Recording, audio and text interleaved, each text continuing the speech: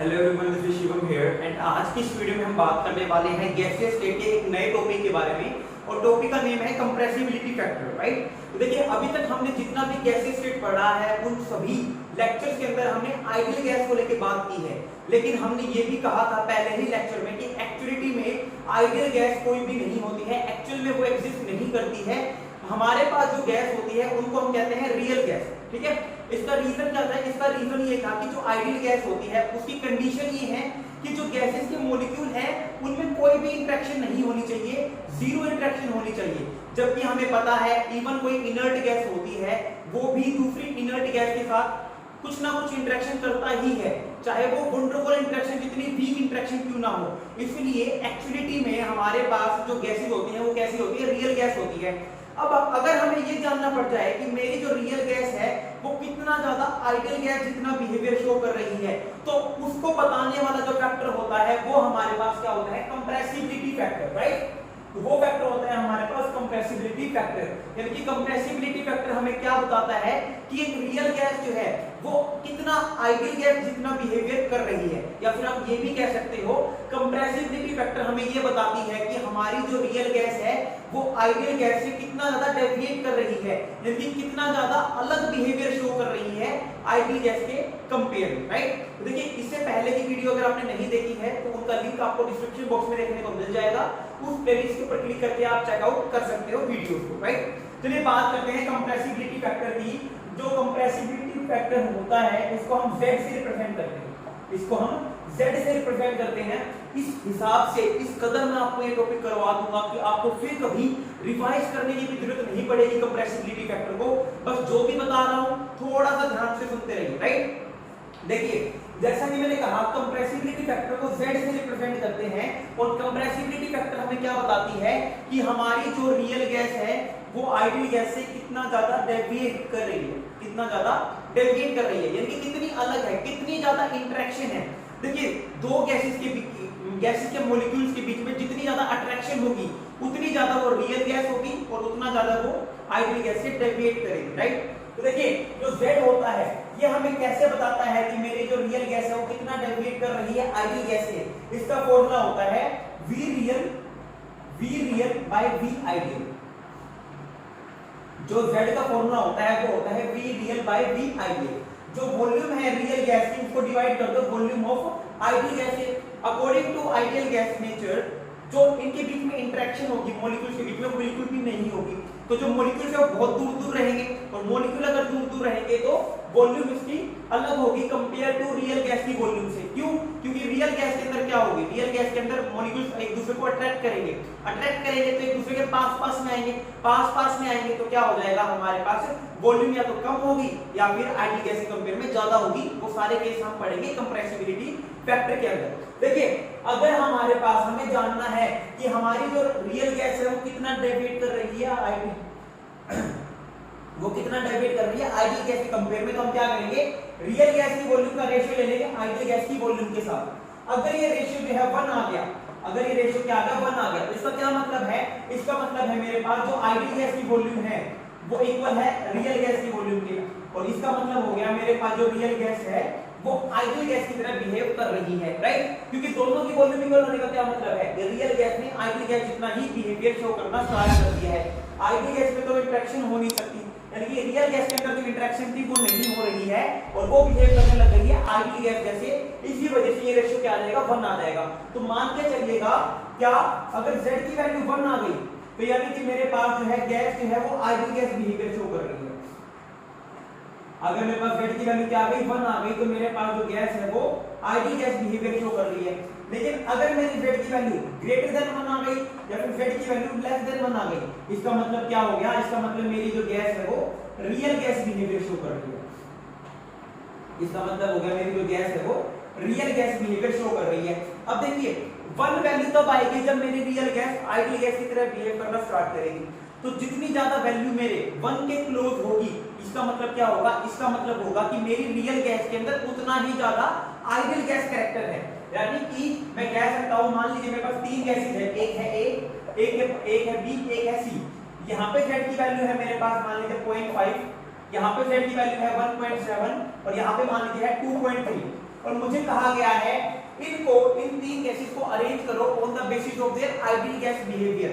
जिसका सबसे ज्यादा आइडियल गैस बिहेवियर है उसका बताओ और जिसमें सबसे कम आइडियल गैस बिहेवियर वो बताओ। यानी कि एक तरीके से हम कह देते हैं अरेंज करना है हमें, अरेंज करना है increasing order of ideal gas behaviour, IGB, यानी कि आइडियल गैस बिहेवियर के अकॉर्डिंग अरेंज करना है। तो मैंने क्या कहा था, आइडियल गैस बिहेवियर सबसे ज्यादा कब होगा, जब z की वैल्यू क्या होगी, 1 होगी। तो अगर मेरी वैल्यू z के जितना करीब होगी उतना ज्यादा आइडियल गैस बिहेवियर, और z से जितना दूर होगी, जितना डेविएट करेगी 1 से, उतना ज्यादा वो रियल गैस बिहेवियर शो करेगी। देखिए a में जो है सिर्फ और सिर्फ 1 के कंपेयर में 0.5 का फर्क है। a जो है मेरे पास 1 से 0.5 पॉइंट दूर है, राइट। 1.7 जो है यानी कि b गैस जो है वो 0.7 दूर है, और जो c है वो 1.3 पॉइंट्स की दूरी पे है कंपेयर टू आइडियल गैस की 1 वैल्यू से। तो सबसे ज्यादा 1 के लिए कौन है, a, फिर है b, फिर है c। क्योंकि c के अंदर सबसे कम आइडियल गैस बिहेवियर हो जाएगा, फिर b आएगा और फिर a आएगा, राइट। तो ये हो जाएगा हमारे पास increasing order of ideal gas behaviour, right. अब चलते हैं नेक्स्ट टॉपिक की तरफ। देखिए कंप्रेसिबिलिटी फैक्टर ही पढ़ेंगे, लेकिन इसमें चीजें बहुत सारी हैं। अब देखिए नेक्स्ट हमारे पास आप कहोगे सर ये वाला फॉर्मूला तो हमने नहीं पढ़ा। हमने तो फॉर्मूला पढ़ा हुआ है, कौन सा, हमने तो z का फॉर्मूला पढ़ा है। z जो होता है वो इक्वल होता है PV/RT के, z जो है वो इक्वल होता है PV/RT के। तो बताता हूं ये फॉर्मूला आखिरकार आता कैसे। देखिए अभी हमने बात की कि जो z होता है वो इक्वल होता है V real/V ideal। जो z है वो इक्वल होता है V real/V ideal के। हमने आइडियल गैस इक्वेशन क्या पढ़ी थी, PV nRT, है ना। जो आइडियल गैस इक्वेशन है वो क्या पढ़ी थी, PV nRT। तो V की वैल्यू क्या आ जाएगी, V की वैल्यू आ जाएगी nRT/P, V की वैल्यू आ जाएगी nRT/P। और अगर मैं n 1 ले लूं, अगर मैं n को 1 कंसीडर कर लूं तो V की वैल्यू आ जाएगी RT/P, राइट। तो यहाँ पे हम क्या करेंगे, हम यहाँ पे V आइडियल को सब्स्टिट्यूट कर देंगे RT/P से। ये V आइडियल की वैल्यू है, V रियल की वैल्यू नहीं है। तो Z की फॉर्मूला बन जाएगी V real divided by RT/P। अब ये P ऊपर जाएगा तो क्या बन जाएगा, PV/RT। और ये जो V है ये याद रखिएगा कि आइडियल गैस की वॉल्यूम नहीं होती कभी भी, ये रियल गैस की वॉल्यूम होती है। और एग्जामिनर यहीं पे आपको फंसाने की कोशिश करता है, वो आपको रियल गैस की भी वॉल्यूम दे देगा, आइडियल गैस की भी वॉल्यूम दे देगा, प्रेशर दे देगा, टेंपरेचर दे देगा, और पूछेगा कि बताओ कंप्रेसिबिलिटी फैक्टर की वैल्यू क्या होगी। अब बच्चे कंफ्यूज कि यहाँ पे वॉल्यूम की वैल्यू क्या रखनी है, रियल गैस की या फिर आइडियल गैस की। तो जो फॉर्मूला है Z=PV/RT, इसमें V कौन सी होती है, रियल गैस की वॉल्यूम होती है। जो आइडियल गैस की वॉल्यूम है उसको तो हमने सब्स्टिट्यूट कर दिया RT/P से। तो इस बात को ध्यान रखना, बहुत ही इंपॉर्टेंट क्वेश्चन बन जाता है हमारे पास ये, राइट। अब बात करते हैं कि किस कंडीशन के ऊपर हमारे पास Z की वैल्यू 1 से छोटी होगी, किस कंडीशन पे Z की वैल्यू 1 की जितनी होगी, और किस कंडीशन पे Z से ज्यादा होगी, राइट। तो देखिए हमने आपको बताया कि जो Z है इसकी वैल्यू 1 होने का मतलब है कि मेरे पास जो रियल गैस है वो बिहेव कर रही है एज आइडियल गैस। मेरे पास जो रियल गैस है वो बिहेव कर रही है आइडियल गैस की तरह, तभी मेरे पास क्या आएगी, Z की वैल्यू 1 आएगी।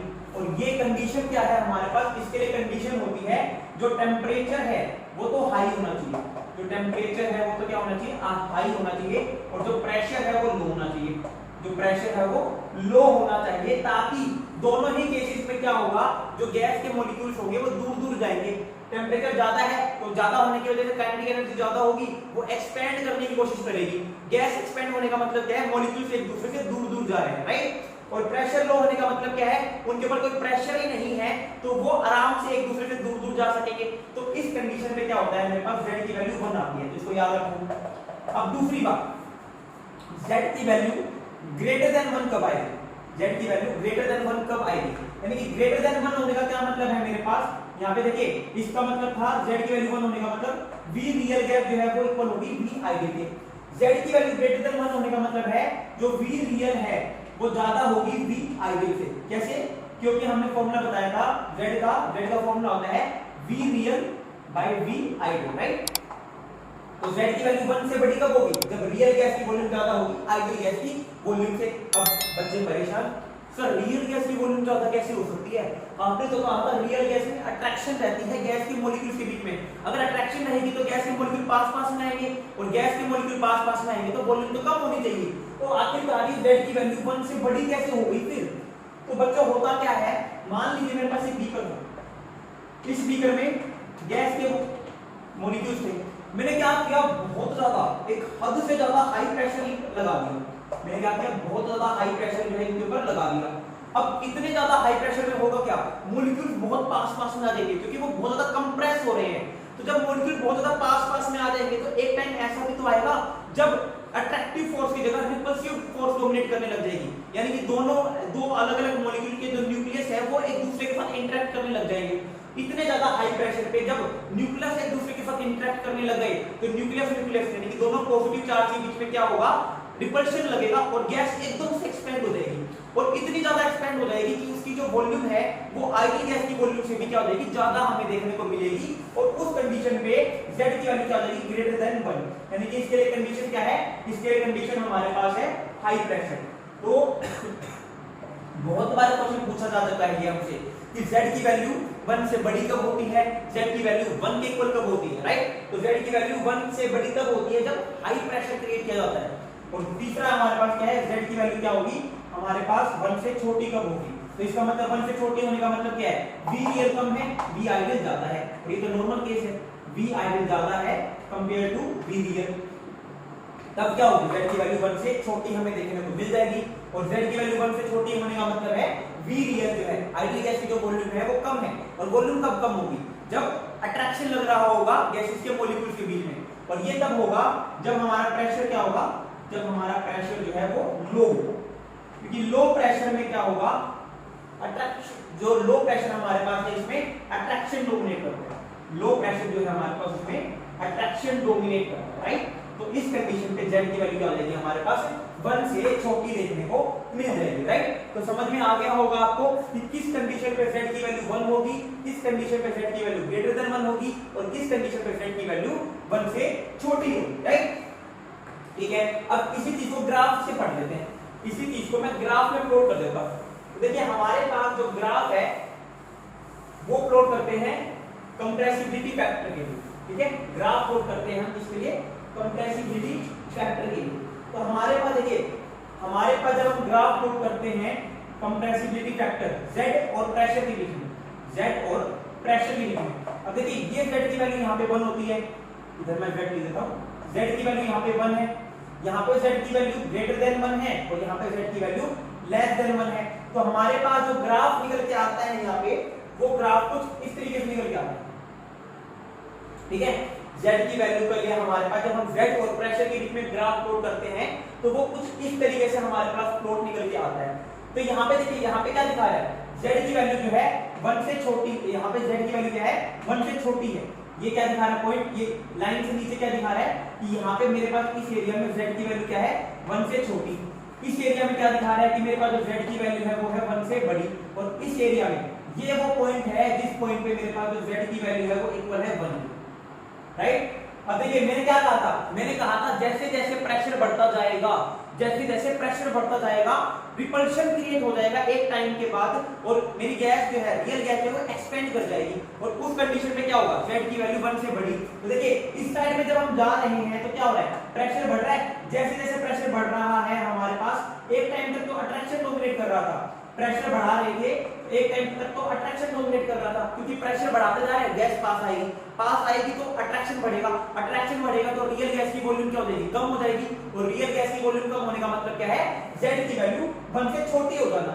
तो एक टाइम तक प्रेशर बढ़ाएंगे तो Z की वैल्यू मेरे पास क्या होगी, 1 से छोटी होगी क्योंकि अट्रैक्शन डोमिनेट कर रहा है। तो ये वो रीजन है, ये मेरे पास वो रीजन है इतना जब अट्रैक्शन डोमिनेट कर रहा है। क्या कर रहा है, अट्रैक्शन डोमिनेट कर रहा है, राइट। अब जैसे ही मैंने और बढ़ाया प्रेशर, तो प्रेशर बढ़ाते बढ़ाते क्या हो गया, न्यूक्लियस पास आने लग गए, एक दूसरे के साथ इंटरेक्ट करने लग गए, एक जो लिमिट थी वो क्रॉस हो चुकी है, अब रिपल्शन डोमिनेट करने लग गया और मेरी जो Z की वैल्यू धीरे धीरे धीरे धीरे बढ़ती चली गई। तो यानी कि यहाँ पर मेरे पास क्या हो रहा है, इस एरिया में मेरे पास जो है, इस एरिया में मेरे पास रिपल्शन डोमिनेट कर रहा है, इस एरिया में मेरे पास क्या कर रहा है, रिपल्शन डोमिनेट कर रहा है, राइट। तो ये हमारे पास है कंप्रेसिबिलिटी फैक्टर और प्रेशर के बीच में ग्राफ। तो आई होप आपको ये वीडियो जो है पसंद आ रही होगी, अभी तक जो बातें हैं वो समझ में आ रही होगी और कोई भी दिक्कत नहीं आ रही होगी, राइट।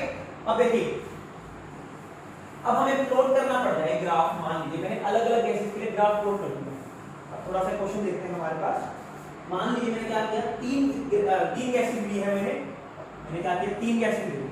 यहाँ पे Z है इक्वल टू 1, यहाँ पे प्रेशर। मैंने तीन गैस ले ली, ये मान लो A है, ये B है, ये मान लो मेरे पास C गैस है। ये A gas, B gas, C gas. और मुझसे पूछा गया है इन तीनों गैसेस को अरेंज करो increasing order of ideal gas. इन तीनों को अरेंज करो in increasing order of ideal gas behaviour. ठीक है, increasing order of ideal gas behaviour में अरेंज करो। तो मैंने आपको क्या बात बताई थी कि जितनी ज्यादा क्लोज वैल्यू होगी 1 के, उतना ही ज्यादा मुझे क्या देखने को मिलेगा, आइडियल गैस बिहेवियर देखने को मिलेगा। तो देख लो A, B और C में सबसे ज्यादा 1 के कौन सा नजदीक है।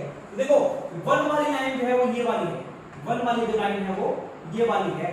अब इसके सबसे नजदीक में हमारे पास क्या है, इसके सबसे नजदीक में ये A गैस है, देख लो 1 के सबसे नजदीक में ये है। फिर इससे दूर कौन है, B, और सबसे दूर कौन सी गैस है, C। तो यानी कि मेरे पास जो A गैस है उसका सबसे ज्यादा आइडियल गैस बिहेवियर है, उससे कम है B का और सबसे कम है C का। इस टाइप से क्वेश्चन आते हैं। बताओ क्या दिक्कत हो गई। बस आपको थोड़ा सा मेथड पता होना चाहिए, आपको थोड़ी सी नॉलेज होनी चाहिए। बाकी कंप्रेसिबिलिटी फैक्टर से आसान टॉपिक इस पूरे चैप्टर में कोई भी नहीं है, सच बताऊं तो मैं। ठीक है, तो इस टाइप से हमारे पास ग्राफ बनते हैं। हमारे पास एक क्वेश्चन देखते हैं, चलो बहुत ही बेहतरीन एक क्वेश्चन देखते हैं, बहुत ही बेहतरीन। इसके बाद हमारे पास कुछ भी नहीं बचेगा कंप्रेसिबिलिटी फैक्टर में बहुत कुछ खास बताने के लिए। क्वेश्चन हमारे पास है, ध्यान से सुनिएगा, बहुत इंपॉर्टेंट क्वेश्चन है, बहुत बार आ चुका है और आएगा तो यही क्वेश्चन आएगा, बाहर कुछ नहीं आएगा। मतलब इसी टॉपिक के ऊपर बेस्ड क्वेश्चन आएगा। 4 गैसेस है, एक अमोनिया है, ठीक है, एक अमोनिया है हमारे पास, एक हमारे पास CO2 है, एक मीथेन है और एक हमारे पास है मान लीजिए N2, एक हमारे पास है मान लीजिए N2। सॉरी, ग्राफ प्लॉट कर दिया मैंने Z और प्रेशर के बीच में। 4 गैस बना दी, 1 2, हमने क्या किया, Z और प्रेशर के बीच में ग्राफ प्लॉट कर दिया। 4 गैस बना दी, 1 2 3 4। और कहा है बताओ ये कौन सी गैस के लिए होगा, ये कौन सी गैस के लिए, ये कौन सी गैस के लिए और ये कौन सी गैस के लिए। 4 गैसेस बना दी है मैंने, 4 कर्व बना दिए हैं मैंने और हमें असाइन करना है। मान लीजिए इसको मैंने कहा A, इसको मैंने कहा B, इसको मैंने कहा C, इसको मैंने कहा D। हमें बताना है A इनमें से कौन सी गैस है, B इनमें से कौन सी गैस है, C कौन सी गैस है और D हमारे पास इनमें से कौन सी गैस हमें देखने को मिलेगी। अब देखिए हमें पता है आइडियल गैस का बिहेवियर होने का मतलब है इंटरेक्शन जो है मॉलिक्यूल्स के बीच में, गैस के मॉलिक्यूल्स के बीच में वो सबसे कम होना। ठीक है, अब आइडियल गैस बिहेवियर जो है या फिर आप कह लीजिए जो इंटरेक्शन है वो किन किन फैक्टर के ऊपर डिपेंड करती है, हमें वो पता चल जाएगा तो हमारा तो काम बन जाएगा। तो जो इंटरेक्शन होती है गैसेस के मॉलिक्यूल्स के बीच में वो सबसे ज्यादा प्रायोरिटी जो होती है वो डिपेंड करता है हमारे पास डाइपोल के ऊपर, वो डिपेंड करता है हमारे पास डाइपोल मूवमेंट के ऊपर। अगर हमारा मॉलिक्यूल जो है वो पोलर है, यानी कि आप कह सकते हो पोलैरिटी के ऊपर, अगर हमारा गिवन मॉलिक्यूल पोलर है यानी कि पोलैरिटी इसके अंदर परसेंट है, तो पोलैरिटी परसेंट होने की वजह से क्या होगा, उसके ऊपर पार्शियल चार्जेस क्रिएट होने स्टार्ट हो जाएंगे इलेक्ट्रोनेगेटिविटी डिफरेंस के कारण। और अगर चार्जेस क्रिएट हो गए इलेक्ट्रोनेगेटिविटी डिफरेंस के कारण तो उसमें क्या होगा, वो मॉलिक्यूल जो है ज्यादा स्ट्रांगली अट्रैक्ट करेगा, यानी कि डाइपोल डाइपोल इंटरेक्शन होने लग जाएगी जो कि काफी स्ट्रांग इंटरेक्शन होती है। ठीक है, स्ट्रांग इन द सेंस कि जो वंडरबल इंटरेक्शन है उनमें स्ट्रांग होती है, राइट। गलत मतलब मत लेना, कभी कह दो सर आयनिक बॉन्ड इंटरेक्शन ज्यादा स्ट्रांग होती है, सर हाइड्रोजन बॉन्ड इंटरेक्शन ज्यादा स्ट्रांग होती है। मैं वंडरबल में बात कर रहा हूं कि वंडरबल में डाइपोल डाइपोल की इंटरेक्शन अच्छी खासी होती है, उसकी एनर्जी बता देता हूं 1 किलो जूल के नियर रहती है हमारे पास। ठीक है, तो देखिए इन तीनों में इन चारों में तो सबसे ज्यादा पोलर मॉलिक्यूल है वो है अमोनिया। तो होगा क्या, अमोनिया तो बल्कि भैया हाइड्रोजन बॉन्डिंग कर लेता है, अमोनिया में क्या कर लेता है, हाइड्रोजन बॉन्डिंग कर लेता है। हाइड्रोजन बॉन्डिंग के लिए स्पेसिफिक कंडीशन है कि हाइड्रोजन जो है वो 3 जो कि हमारे पीरियोडिक टेबल के सबसे ज्यादा इलेक्ट्रोनेगेटिव एलिमेंट है उनके साथ ही अटैच होना चाहिए। पहला नाइट्रोजन, दूसरा ऑक्सीजन, तीसरा फ्लोरीन। तो यहाँ पे क्या होगी, हाइड्रोजन बॉन्डिंग होने लगेगी बहुत स्ट्रांग। यहाँ पे क्या होने लग जाएगी, हाइड्रोजन बॉन्डिंग होने लग जाएगी बहुत ज्यादा स्ट्रॉन्ग। क्यों? क्योंकि हाइड्रोजन कम इलेक्ट्रोनेगेटिव है, नाइट्रोजन ज्यादा इलेक्ट्रोनेगेटिव है, तो इस वजह से हाइड्रोजन के ऊपर पार्शियल पॉजिटिव, नाइट्रोजन के ऊपर पार्शियल नेगेटिव, नाइट्रोजन के ऊपर पार्शियल नेगेटिव, हाइड्रोजन के ऊपर पार्शियल पॉजिटिव। इस टाइप से हमारे पास चार्जेस क्रिएट हो जाएंगे, जिसकी वजह से हमारे पास इनमें इंटरेक्शन होने लग जाएगी, और जितनी ज्यादा इंटरेक्शन होगी उतना ज्यादा रियल गैस बिहेवियर, और जितना ज्यादा रियल गैस बिहेवियर यानी कि उतनी ज्यादा डेविएशन हमें देखने को मिलेगी उस गैस की आइडियल गैस के कंपेयर में। तो सबसे पहला जो है आपको चेकआउट करना है किसी में पोलैरिटी तो नहीं है, जिसमें पोलैरिटी होगी उसमें सबसे बेकार आइडियल गैस बिहेवियर होगा, यानी कि जो डी गैस है मेरे पास ये हो गई अमोनिया। सेकंड हमारे पास है इंस्टेंटेनियस डाइपोल, चेक करना है आपको, ठीक है। सेकंड हमारे पास है इंस्टेंटेनियस डाइपोल, ठीक है। मुझे बस एक सेकंड दो, मैं ये चेक कर लूं, मेरा फोन ना हो गया, चलो चल रहा है, बंद हो सकता है कभी। अब हमें क्या चेक करना है, इंस्टेंटेनियस डाइपोल चेक करना है। इंस्टेंटेनियस डाइपोल का मतलब क्या है कि हमारे पास वैसे तो वो नॉन पोलर है, लेकिन किसी भी एक इंस्टेंट के ऊपर उसमें पोलैरिटी जनरेट हो सकती है। तो देखिए हमारे पास CO2 जो है वैसे तो नॉन पोलर है, इसकी डाइपोल मोमेंट इस तरफ है, इसकी डाइपोल मोमेंट इस तरफ है। आप कहोगे सर कैसे पता, ये कौन सा जादू है? तो बच्चों पहली बात तो डाइपोल मोमेंट निकालने के लिए आपको शेप का पता होना चाहिए। कार्बन डाइऑक्साइड लीनियर शेप का है, इस वजह से मैंने इसकी शेप ऐसे बनाई है। दूसरी बात आपको पता होना चाहिए डाइपोल मोमेंट की जो डायरेक्शन होती है वो पॉजिटिव से नेगेटिव की तरफ हमें देखने को मिलती है। तो क्योंकि ऑक्सीजन ज्यादा इलेक्ट्रोनेगेटिव होता है कार्बन के कंपेयर में, तो ऑक्सीजन के ऊपर पार्शियल नेगेटिव, कार्बन के ऊपर पार्शियल पॉजिटिव, सिमिलरली इसके ऊपर पार्शियल नेगेटिव। तो मैंने क्या कहा था, पॉजिटिव से नेगेटिव की तरफ इसकी डाइपोल मोमेंट की डायरेक्शन होती है। अब देखो दोनों इक्वल हैं, अपोजिट कैंसिल आउट, तो क्या बन गया, नॉन पोलर बन गया। लेकिन किसी भी एक इंस्टेंट के ऊपर हो क्या सकता है, इसमें इंस्टेंटेनियस डाइपोल बन सकते हैं। इसमें क्या बन सकता है, इंस्टेंटेनियस डाइपोल बन सकते हैं। तो पोलैरिटी के बाद सेकंड जो सबसे ज्यादा इंटरेक्शन रहती है वो किसमें रहती है, इंस्टेंटेनियस डाइपोल मोमेंट के केस में। तो सेकंड बेकार हमारे पास जो गैस बनेगी जो कि ज्यादा रियल गैस बिहेवियर शो करेगी वो होगी कार्बन डाइऑक्साइड। तो देखो ये वाला ग्राफ मैंने बता ही दिया था, सबसे ज्यादा आइडियल गैस बिहेवियर ये वाला है A का, फिर B का है, फिर C का है, और सबसे बेकार आइडियल गैस बिहेवियर है D का, राइट। तो सबसे बेकार डेविएशन, सबसे ज्यादा बेकार आइडियल गैस बिहेवियर किसका है, D का, यानी कि अमोनिया का, क्योंकि सबसे ज्यादा इंटरेक्शन इसी में है। इसके बाद क्या हो जाएगी, कार्बन डाइऑक्साइड। इसके बाद क्या आ जाएगी, कार्बन डाइऑक्साइड। तो C कौन सी गैस है हमारे पास, कार्बन डाइऑक्साइड। अब देखिए थर्ड हमारे पास, अब जो दोनों मॉलिक्यूल है दोनों ही नॉन पोलर है, तो अब डिपेंड करेगा सरफेस एरिया के ऊपर। अब डिपेंड करेगा सरफेस एरिया के ऊपर। जितना ज्यादा सरफेस एरिया होगा, देखिए मॉलिक्यूल का, जितना बड़ा मॉलिक्यूल मेरे पास होगा उतने ज्यादा इंटरेक्शन के चांसेस बढ़ जाएंगे। सिंपल सी बात है, एक पतला सा बच्चा है, एक मोटा सा बच्चा है, सामने से कोई भी मान लो 2-3 बंदे चल गया है, तो मोटे बंदे के टकराने के चांसेस उनसे ज्यादा होंगे ना।